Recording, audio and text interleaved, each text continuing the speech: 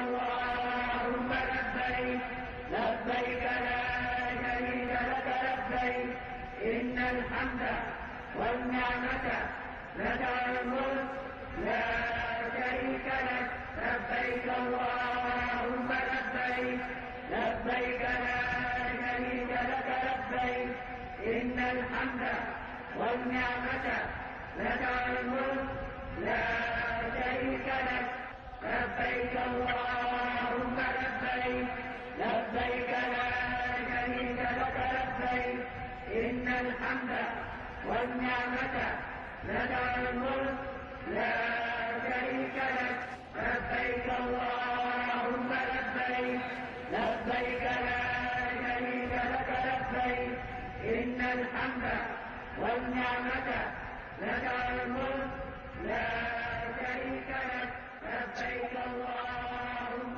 لبيك لبيك لا شريك لك لبيك إن الحمد والنعمة لك.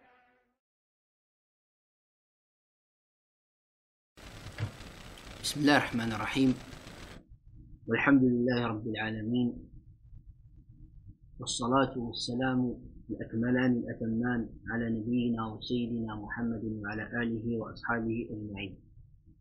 أما بعد. Beste broeders en zusters, we zijn nu bij les 4.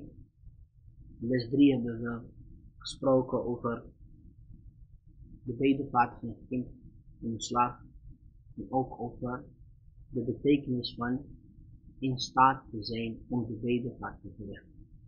Vandaag gaan we weer verder en wij gaan praten over de bedevaart van de vrouw. De auteur van het boek zegt: إذا توفرت شروط الاستطاعة المذكورة في المرأة وجب عليها الحج كالرجل تماما. Als de voorwaarden die we reeds hebben genoemd zich bevinden in de vrouw, dan is de bedevaart voor de vrouw verplicht net als de man. Dus eigenlijk gelden dezelfde voorwaarden die voor de man gelden als de vrouw. Als zij eigenlijk geld heeft de bedevaart te verrichten, gezond in staat zijn, veiligheid is er, dan is zij verplicht. Illa annahu. Hij zei: إلا أنه يشترط في حقها شرط زائد وهو أن يصحبها زوج أو محرم. Voor haar komt wel een ander eis, namelijk dat zij gaat met haar man of een mahram. Dus de voorwaarde die erbij komt kijken bij een vrouw is dat zij in gezelschap moet gaan van haar man of een mahram. Een mahram is iemand met wie ze niet kan trouwen, nooit kan trouwen, zoals haar vader, haar zoon, haar broer, haar oom. Dat zijn onder andere maharim met wie een vrouw kan reizen. Hij zegt: فَإِن لَمْ تَجِدْ, als zij dus geen mahram heeft, فَلَيْسَتْ مُسْتَطِيعَةً, dan is zij niet in staat om de bedevaart te verrichten. De auteur van het boek maakt duidelijk dat dezelfde voorwaarden die voor een man gelden ook voor een vrouw. Alleen er komt wel een andere voorwaarde bij, namelijk dat zij in gezelschap moet gaan van een man van haar, dus haar man, of een mahram van haar. Een mahram, zoals ik zei, kan een vader zijn, kan een zoon zijn, kan een broer zijn, kan een oom zijn, maar kan ook een schoonvader zijn. Een schoonvader voor een vrouw is ook een mahram. Hij zegt: als zij dan dat niet heeft, dan is zij niet in staat om de bedevaart te verrichten. En voor zijn woorden heeft hij ook een bewijs. Het bewijs voor hetgeen wat wij hebben gezegd is de overlevering die in het boek van imam Bukhari en imam Muslim staat. Op gezag van Abdullah bin Abbas radiyallahu anhuma قال سمعت رسول الله صلى الله عليه وسلم يقول لا يخلون رجل بامرأة إلا ومعها ذو محرم ولا تسافر المرأة إلا مع ذي محرم فقام رجل فقال يا رسول الله إن امرأتي خرجت حاجة وإني اكتتبت في غزوة كذا وكذا فقال انطلق فحج مع امرأتك. Abdullah ibn Abbas zegt, ik heb de boodschapper van Allah horen zeggen, لا يخلون رجل بامرأة إلا ومعها ذو محرم. De betekenis van deze overlevering is dat Abdullah ibn Abbas, de boodschapper van Allah, heeft gehoord dat hij zei, een man mag niet met een vreemde vrouw alleen zijn, behalve als er een man van haar familie bij zit, met wie ze niet kan trouwen. Dus eigenlijk mag je niet alleen met een vrouw zijn, in een ruimte, een vrouw met wie je wel kan trouwen, een vreemde vrouw voor jou, behalve als er een familielid van haar, een mannelijk familielid, daarbij zit die mahram is. En hij zei vervolgens, en een vrouw mag niet reizen, alleen dus, behalve als er een familielid van haar aanwezig is, mannelijk, met wie ze niet kan trouwen. Dat is letterlijk de betekenis van de woorden van de profeet, لا يخلون رجل بامرأة إلا ومعها ذو محرم ولا تسافر المرأة إلا مع ذي محرم. Een man heeft dat gehoord en zei, ja Rasulullah, o boodschapper van Allah, inna imra'ati kharajat haja, mijn vrouw is eigenlijk weggegaan om de bedevaart te verrichten. Wa inni iktatabtu fi ghazwa, en ik heb me ingeschreven om strijd te gaan, dus voor jihad bij een ghazwa, en hij heeft zo'n ghazwa genoemd. Toen zei de boodschapper van Allah, toen hij dat hoorde, intaliq, ga maar en verricht de bedevaart met je vrouw. Wat houdt het in? Kijk, zo'n man die had zich ingeschreven om te gaan strijden omwille van Allah in een slagveld. Dat betekent dat hij eigenlijk zich heeft ingeschreven voor het verrichten van een heel goede daad. En hij vertelde aan de profeet dat zijn vrouw onderweg was om de bedevaart te verrichten. Alleen. De boodschapper van Allah zei tegen hem, intaliq, ga maar en ga met jouw vrouw de bedevaart verrichten. Hij kon ook tegen hem zeggen, is geen probleem, je bent bezig met een goede daad en zij is bezig met een goede daad. Dat heeft hij niet gezegd. En dat maakt voor ons duidelijk, beste broeders en zusters, dat het geen zin heeft voor een vrouw die geen mahram heeft om naar de bedevaart te gaan. Zij is niet in staat. Religieus zijn niet in staat.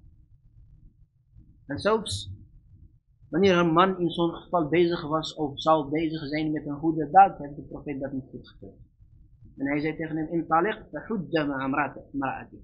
Ga maar met jouw vrouw de bedevaart verrichten. Dus daarom zeggen de geleerden, en dat is een bewijs die in Bukhari en Muslim staat. Dus ook qua authenticiteit is er geen twijfel. Het is een bewijs die de geleerden naar voren brengen om duidelijk te maken, als een vrouw geen mahram heeft, dat zij niet in staat is om de bedevaart te verrichten. Een ander punt waar de auteur van het boek over ging praten, is dat al-Hadj al-Fawr is. Wat betekent al-Hadj al-Fawr? Dat betekent, zodra iemand in staat is om de bedevaart te verrichten, dan moet hij dat gelijk gaan doen. Veel mensen zeggen, ja, ik ben nog niet in staat. Waarom ben je niet in staat? Ik ben bang dat als ik naar de bedevaart ga, dat ik dan als ik terugkom, dat ik zonde ga. En wie verricht geen zonde als je terugkomt van de bedevaart? Iedereen gaat zonde. Maar in staat zijn betekent niet dat je bang bent dat je zonde gaat verrichten nadat je... Nee, in staat zijn betekent dat je financieel in staat, gezond in staat, dat het veilig is. zodra deze zaken aanwezig zijn, dan is het verplicht voor jou om de bedevaart te krijgen. Welk bewijs hebben we dan? Dus zei, وَيَجِبُ عَلَى مَنْ اسْتَطَاعَ الْمُبَادَرَةُ بِالْحَجِّ. Voor iemand die in staat is om te gaan, hij moet dat zo snel mogelijk doen. لِقَوْلِهِ sallallahu alayhi wa sallam. Hij heeft als bewijs naar voren gebracht de overlevering van de profeet sallallahu alayhi wa sallam, die sahih is overgeleverd in het boek van imam bin Majah, Sahih bin Majah. De profeet heeft gezegd, man arada al-hajj falyata'ajjal. Wie de bedevaart wil verrichten moet snel zijn. فإنه قد يمرض المريض. Voorwaar, iemand kan ziek worden.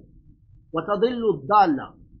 تضل الضالة, hiermee verwijst hij dat hij zelfs zijn rijdier of de middelen eigenlijk die hij gebruikt of kan gebruiken om daar naartoe niet meer bruikbaar zullen zijn. Hier in zo'n geval تضل الضالة, ze verwijzen naar de kameel dat het niet meer zal zijn. وتعرض الحاجة, en dat er iets tussen komt. En je merkt nu in onze tijd van nu dat er veel belemmeringen zijn geworden voor de bedevaart. Misschien maken wij niet veel mee hier in Europa bijvoorbeeld, maar als je kijkt naar Arabische landen, je hebt mensen die geld hebben, die in staat zijn, die alles hebben, maar ze kunnen niet omdat ze moeten lopen bijvoorbeeld. En wij verwachten wel ook hier in Europa dat dat ook straks gaat gebeuren. Dus mensen die in staat zijn, moeten niet wachten. Die moeten gewoon hun best gaan doen. Om zo snel mogelijk dat te gaan doen voordat er iets komt. Er kan ziek worden, er kan iets tussendoor komen. Er kan van alles gebeuren. Dus wanneer je eigenlijk nu kan, dan moet je het nu doen. Niet wachten. Want als je wacht, ben je alleen maar je tijd aan het verspillen. Straks komt en dan krijg je zelfs spijt van, ik had het eigenlijk kunnen verrichten. Ik had eigenlijk wel naar de bedevaart kunnen gaan. Ik was in staat, ik was dat, maar dat gaat je niet helpen als je dat niet hebt gedaan. Dus zo'n laatste stuk gaat over het feit dat zodra iemand in staat is met de voorwaarden die wij hebben genoemd, die behoren tot in staat zijn, zodra dat hij dat heeft, wordt hij de bedevaart te verrichten. Want de profeet heeft gezegd, man arada al-hajj falyata'ajjal. Wie wil naar de bedevaart gaan, moet snel zijn. Want hij gaat ook het motief daarachter. Hij zegt, misschien wordt hij ziek. Misschien zijn er de middelen dan niet meer die daar naartoe. Ook misschien komt er iets tussendoor. En dat is eigenlijk een punt waar we stil bij staan. Beste broeders en zusters, in Nederland bijvoorbeeld, zijn heel veel mensen in staat om naar de bedevaart te gaan. Alhamdulillah, Allah heeft de mensen hier begunstigd met heel veel zaken. En om Allah dankbaar te zijn, moet je je best doen. Om aan Allah te laten zien dat je een dienaar van Allah bent, verkies je zijn aanbieding. Verkies je de bedevaart te verrichten boven alle wereldse zaken. Je ziet mensen bezig met een bedrijf, investeren in een bedrijf, investeren in zaken van de wereld, maar wanneer je met hem praat over de bedevaart, dan zegt hij, ik ben niet in staat. Ik ben niet in staat om dat te doen. Hij is zeker in staat, maar de shaitan en zijn invluisteringen hebben hem in macht, waardoor hij dus meer verkiest, wat eigenlijk hoort tot de wereld boven de tevredenheid van Allah. Heel veel moet doen met het betreden van het paradijs. Ik zal het hierbij laten bij les 4 en inshallah gaan we weer verder zo snel mogelijk met les 5. سبحانك اللهم وبحمدك أشهد أن لا إله إلا أنت أستغفرك وأتوب إليك